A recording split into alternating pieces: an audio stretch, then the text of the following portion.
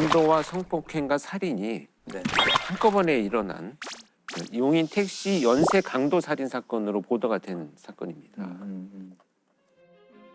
2002년 4월에 김경훈이라고 하는 소위 이제 주범인데요. 네. 28살이었었고 같이 범행을 저지른 공범은 허재필이라는 자였었는데 24살이었습니다. 이 김경훈과 허재필이라는 이 두 범죄자들은 용인에 있는 한 골프장 식당에서 일을 하면서 둘이 이제 알게 됐어요. 근데 이제 김경훈이라는 자는 나름대로 어떤 뭐 이 교육자 집안이라고는 합니다. 그래서 뭐 그렇게 어렵게 살지는 않았는데 특수 강도 범죄로 체포가 되어가지고 구속이 됩니다. 4년 실형을 받고 나오거든요. 아마 굉장히 중범죄였던 것 같아요. 어찌됐건 그 범죄를 저지르고 난 이후에 총 전과 7범의 범죄를 저지르면서 계속 범죄를 이어왔습니다. 이제 그 당시의 수사 기록들을 검토를 해보면 대부분 성범죄와 관련된 범죄가 계속 이어져 왔다. 그래서 돈과 여성에 어떤 집착하는 네. 이런 유형이었다라고는 알려지고는 있습니다. 근데 허재필은 의외로 뭐 그런 어떤 그 전과가 없어요. 빚이 좀 있었다 그래요. 근데 당시에 월급이 이제 워낙 얼마 되지 않으니까 김경훈이가 이제 제안을 합니다. 택시로 위장 강도를 해서 너희 빚을 내가 갚아주고 같이 우리가 뭐 유흥비에 쓰자. 그래서 2002년 4월 18일에 이제 범행을 시작하는데요. 둘이서 차를 타고 가가지고 허재필은 트렁크에 숨어 있고 김경훈이가 자신이 알고 있는 여성에게 그날 잠깐 만나자라고 이제 제안을 해서 영동 고속도로 상에 있는 한 휴게소로 이제 유인을 해서 태워서 갑니다. 그리고 그 휴게소에 도착을 한 다음에 트렁크에 숨어 있던 허재필이가 나와서 김경훈과 합세를 해서 이 여성한테 금품을 강취를 합니다. 그래서 카드를 강취한 이후에 이 여성을 살해합니다. 그리고 이제 인근에 안매장을 한 뒤에 12회에 걸쳐서 286만 원을 인출을 합니다. 그래서 이제 이 살인을 한 이후에 자신감을 가지죠. 이 범죄자 둘은 이제 우리가 뭔가 해낼 수 있다. 두 번째 사건은 며칠 지난 다음에 두 사람은 주차된 택시에 택시 번호판을 일단 훔칩니다. 그리고 그 위에 있는 캡을 택시 캡 있잖아요. 네. 그것까지 훔쳐와가지고 네. 자기 차에 장착을 해요. 그러니까 번호판하고 그 캡을 캡만 훔쳐서 자기 차에, 그러니까 자기 일반 승용차에 택시로 위장을 한 거죠. 그렇게 이제 택시를 하나 만들어가지고 용인 일대를 돌아다니기 시작을 합니다. 그리고 그날 밤에 오후 11시경에 수원의 한 도로에서 택시를 기다리던 여성을 이제 차에 자연스럽게 태워가지고요. 현금 2만 원을 강취를 하고요. 신용카드를 빼앗습니다. 그리고 노끈으로 목을 졸라서 살해하고 트렁크에 유기를 하죠. 불과 다음 날 이제 막 하루하루 계속 범죄가 이어집니다. 그래서 밤만 되면 택시를 기다리는 여성을 태워가지고 같은 방식으로 범행을 하고 살해를 합니다. 결국은 이거 카드로는 어차피 많은 돈을 뽑을 수는 없잖아요. 그러니까 그렇습니다. 그 몇백만 원 때문에 계속 그렇죠. 사람을 죽이고 있다는 건데 때로는 몇십만 원, 뭐 몇백만 원 그게 정말 정도. 이해가 안 되는 것 같아요. 근데 이게 되게 중요한 부분이에요. 범행이 탄로날 것 같아서 살인을 저질렀다라고 하는 것이 이 범죄자들의 특징으로 지금 보시면 될 것 같고요. 그리고 나서야 이 범죄자들이 자신들의 범행에 대한 이제 수사망이 좁혀지기 시작을 하니까 갑자기 이제 그 다음날 패턴을 바꿉니다.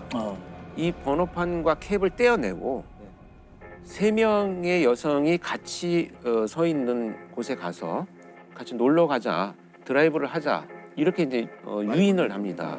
유인을 해서 자기 차에 태운 다음에 2명을 성폭행을 하고 또다시 같은 방법으로 노끈으로 피해자들을 살해합니다. 그러다가 이제 체포된 과정을 보면요, 계속 범죄가 이제 성공을 하니까 용인의 한 회사 주차장에서 이제 번호판을 훔치려고 하다가 경비원한테 발각이 됩니다. 그래서 이제 경찰에 신고가 되어가지고 절도 범죄로 경찰이 출동을 해서 두 사람 체포를 하는 과정에서 김경훈이 경찰에 도착하기 전에 이제 도망을 가게 됩니다. 도주 하루 만에 경찰은 이제 김경훈의 은신처를 찾습니다. 그래서 이제 방을 급습을 했는데 급습하는 순간에 이미 김경훈은 자신의 목을 찌르고 피를 흘리고 있던 상태로 발견이 됐죠. 그래서 이제 경찰이 병원으로 후송을 했지만 결국 사망을 하게 되죠. 경찰은 이내 동생을 앞세워 용의자 김 씨가 은신 중인 포항의 한 가정집을 덮칩니다.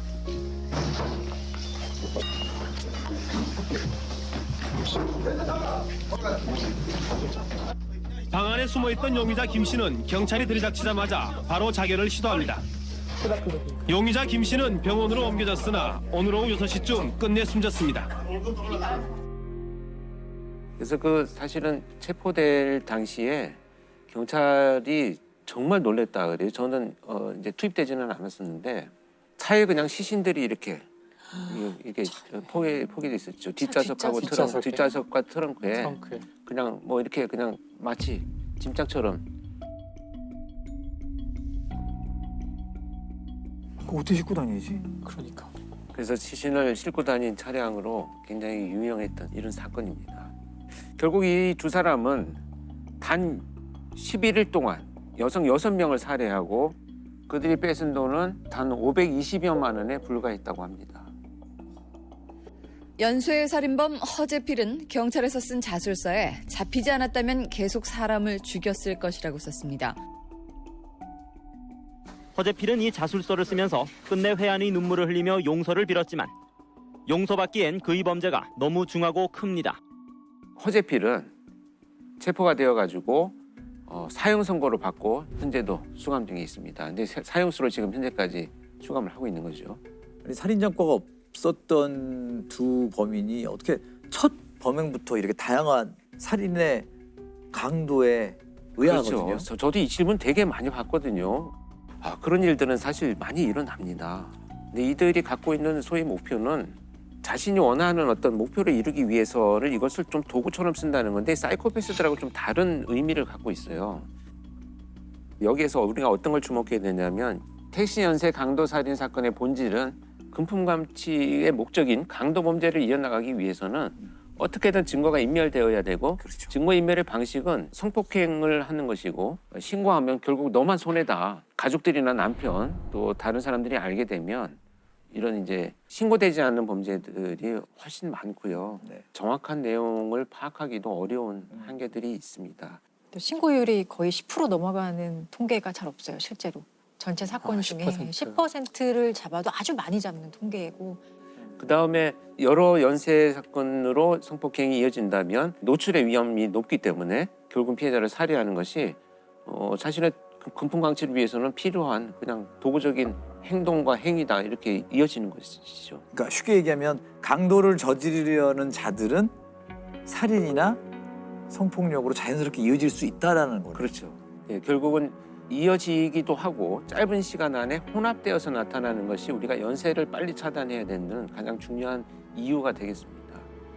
강도 범죄를 이게 조금 뭐 살인보다는 좀 가벼운 범죄 이렇게 볼 게 아니네요. 그렇죠. 보통 그렇게 보잖아요. 그래서 그렇죠. 예. 그래서 그냥 연쇄 강도야 한 10건 저질렀대. 뭐 차량 절도범이 10건 지금 발생을 했대라고 하는 것에 대해서 우리가 좀 심각하게 생각해야 될 필요가 있다 이렇게 말씀드리고 싶습니다. 연쇄 성범죄자들의 그들만의 특징이 있나요? 연쇄 성범죄자들만의 특징을 몇 가지만 요약을 해보자면 첫 번째로 범행 도구나 이런 것들을 좀 치밀하게 준비를 하고 납치, 유인, 감금 뭐 이런 것에 굉장히 능숙하기 때문에 네. 피해자들이 저항을 하지 못하는 경우가 많이 나타나고 있습니다. 그리고 익숙한 장소에서 범행을 계속 이어갑니다. 그러니까 자기들이 예. 의식한. 초기 단계에서 범행을 저지를 때 성공한 그런 익숙한 장소들이 있어요. 그다음에 이제 이 여러 연구에 의하면 사실 성범죄라고 하는 것이 성적 만족보다는 피해자에 대한 권력을 행사하고 통제하려는 욕구에서 비롯된다라고 하는 연구들이 굉장히 많습니다. 그래서 이런 그 몇 가지 특징들을 대표적으로 나타내는 범죄가 이중구 연쇄 성폭행 사건으로 알려져 있는 사건입니다. 1998년부터 2005년까지 발생한 사건입니다. 그래서 7년간이요? 7년간. 동안 7년간 사실 이제 전국을 다니면서 범행을 저질렀는데 DNA로 밝혀진 것만 77건입니다. 나온 것만 DNA 이름으로. 검사로 확인된 것만 77건이고 체포된 이후에 밝혀진 것도 30건 정도가 되고요. 총 184명의 피해자를 남긴 정말 희대의 연쇄 성폭행 사건으로 남아 있습니다.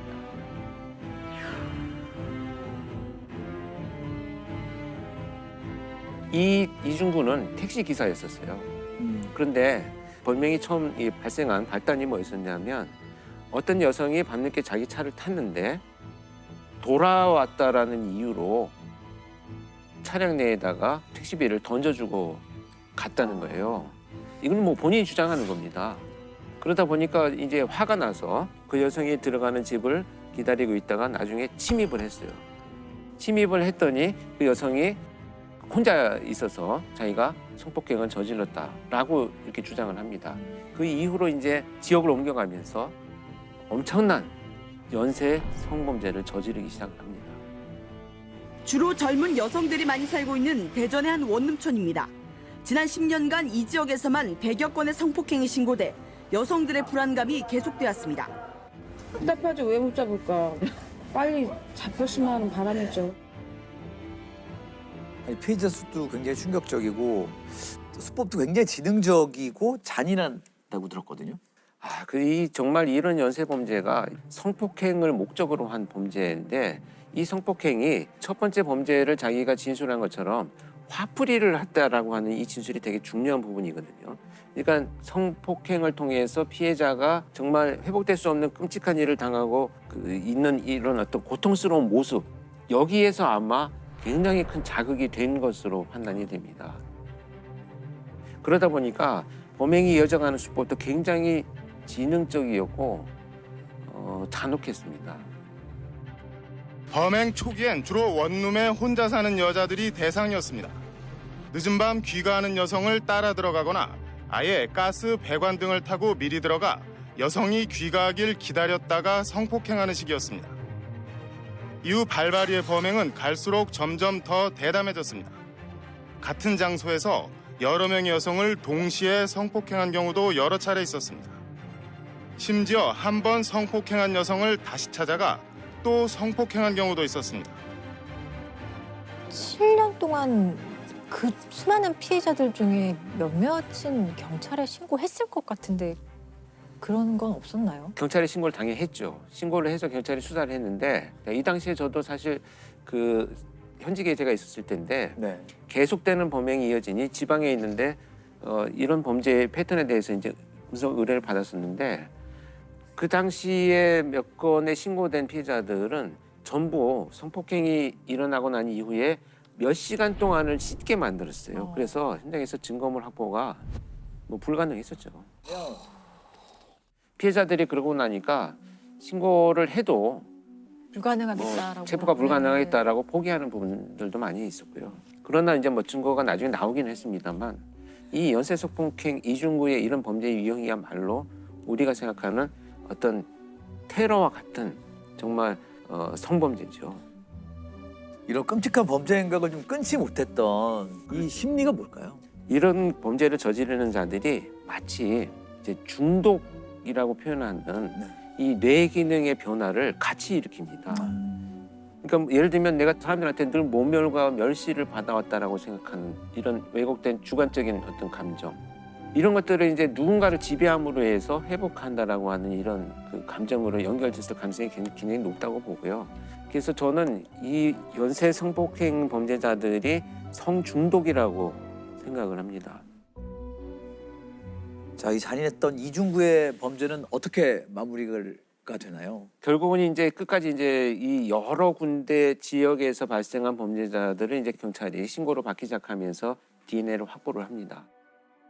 발발이 이중구 씨 검거에 결정적인 역할을 했던 것은 DNA 감식 기법. 경찰은 범행 현장에 남겨진 통신과 차량 정보를 모두 뒤져 최소한 2번 이상 등장하는 10명으로 용의자를 압축해 주거지 파악에 들어갔습니다. 이 씨는 용의자 중 한 사람으로 지목됐고 이 씨 집에 남아있는 자녀의 DNA를 확인한 결과 가장 유력한 용의자로 결론 내렸습니다.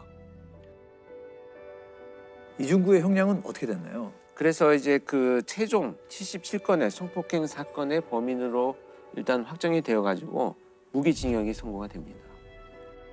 오늘 제가 말씀드린 것은 연쇄 강도 강간 범죄지만 연쇄 범죄는 시작되는 순간 결국 계속되는 자극의 발전으로 진화가 되기 때문에 초반 수사가 중요한 유형의 범죄입니다. 그래서 연쇄 강력 범죄에 대한 연구가 지속되어야 되고요. 그에 따른 실효성 있는 예방 대책도 늘어나야 된다 이렇게 생각을 합니다.